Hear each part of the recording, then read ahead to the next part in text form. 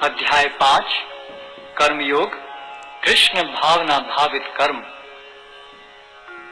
अर्जुन ने कहा, हे कृष्ण, पहले आप मुझसे कर्म त्यागने के लिए कहते हैं और फिर भक्ति पूर्वक कर्म करने का आदेश देते हैं।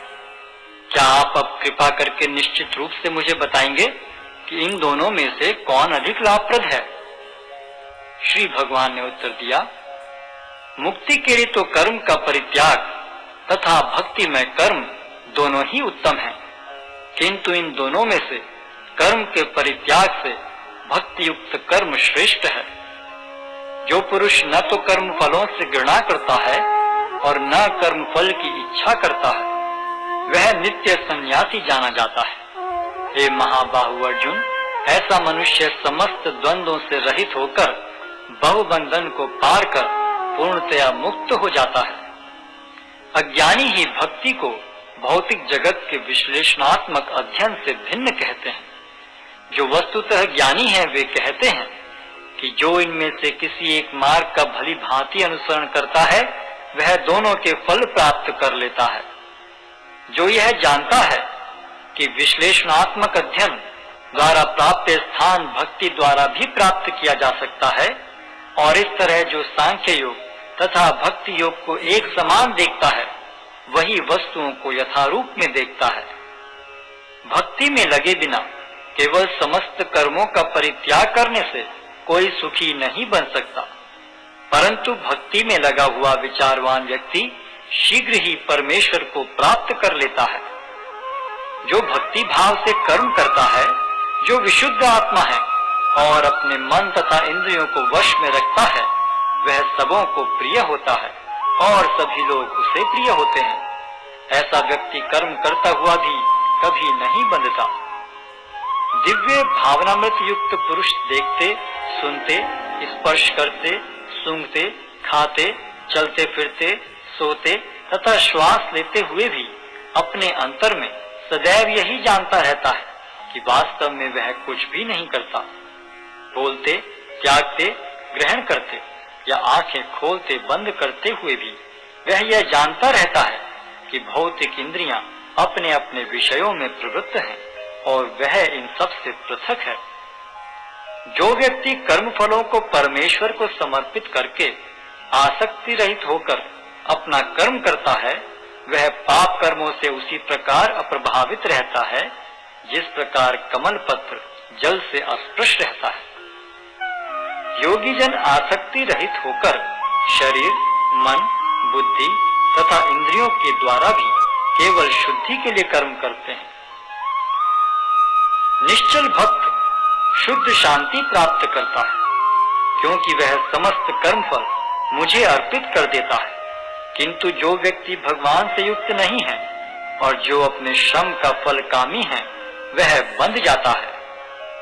जब देहधारी जीवात्मा अपनी प्रकृति को वश में कर लेता है और मन से समस्त कर्मों का परित्याग कर देता है, तब वह 9 द्वारों वाले नगर में बिना कुछ किए कराए सुख पूर्वक रहता है। शरीर रूपी नगर का स्वामी देहधारी जीवात्मा न तो कर्म का सृजन करता है, न लोगों को कर्म करने के लिए प्रेरित करता है, न ही कर्म फल की रचना करता है। यह सब तो प्रकृति के गुणों द्वारा ही किया जाता है। परमेश्वर न तो किसी के पापों को ग्रहण करता है न पुण्यों को, किंतु सारे देहधारी जीव उस अज्ञान के कारण मोहग्रस्त रहते हैं जो उनके वास्तविक ज्ञान को आच्छादित किए रहता है। किंतु जब कोई उस ज्ञान से प्रबुद्ध होता है जिससे अविद्या का विनाश होता है, तो उसके ज्ञान से सब कुछ उसी तरह प्रकट हो जाता है जैसे दिन में सूर्य से सारी वस्तुएं प्रकाशित हो जाती हैं। जब मनुष्य की बुद्धि, मन, श्रद्धा तथा शरण सब कुछ भगवान में स्थिर हो जाते हैं, तभी वह पूर्ण ज्ञान द्वारा समस्त कलमश से शुद्ध होता है और मुक्ति के पथ पर अग्रसर होता है। विनम्र साधु पुरुष अपने वास्तविक ज्ञान के कारण एक विद्वान तथा विनीत ब्राह्मण, गाय, हाथी, कुत्ता तथा चांडाल को समान दृष्टि से देखते हैं। जिनके मन एकत्व तथा समता में स्थिर हैं, उन्होंने जन्म तथा मृत्यु के बंधनों को पहले ही जीत लिया है।